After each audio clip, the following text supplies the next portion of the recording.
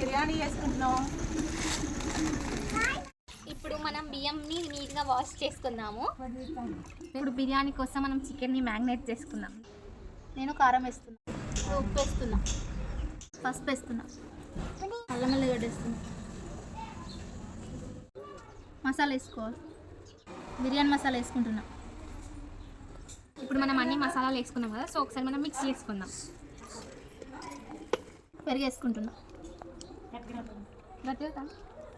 ఇప్పుడు మంచిగా అన్ని మసాలాలు వేసేసాం. సో మనం మ్యాగ్నేట్ చేసుకొని ఒక 1 అవర్ దీన్ని ఫ్రిడ్జ్లో మ్యాగ్నేట్ చేద్దాం.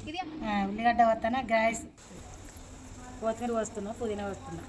బిర్యానీ ఫ్రైడ్ ఆనియన్స్ వేయించుకున్నాం. Fried onions ready. ఇప్పుడు మ్యాగ్నేట్ చేసుకున్న చికెన్ మనం ఇందులో వేద్దాం.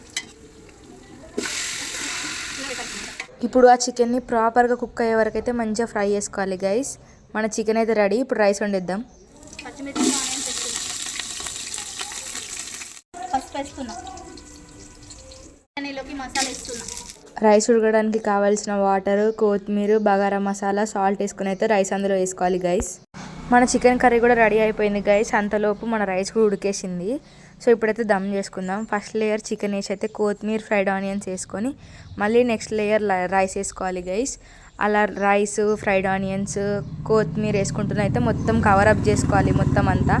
మళ్ళీ నెక్స్ట్ స్టెప్ కూడా చికెన్, రైస్, ఫ్రైడ్ ఆనియన్స్ వేసుకున్నాకనైతే మనం రైస్ ఉడికించిన వాటర్ కొన్ని అండ్ నెక్స్ట్ ఫుడ్ కలర్ కావాలంటే మీరు వేసుకోవచ్చు, లేకపోతే లేదు గైస్.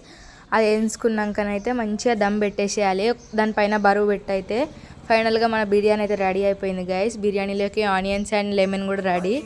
ఇక మంచిగా సర్వ్ చేసుకొని అయితే తినేయడమే గైస్. బిర్యానీ టేస్ట్ అయితే మస్తు వచ్చింది. అసలు ఎక్స్పెక్ట్ చేయలే ఇంత బాగా వస్తుందని. ఇప్పుడు ఆ బిర్యానీలోకి అయితే ఒక ముక్క అండ్ ఆనియన్, లెమన్ వండుకొని తింటానైతే హైలైట్ ఉంది. మా వాళ్ళు అందరు కూర్చొని అయితే మంచిగా తింటున్నారు గైస్.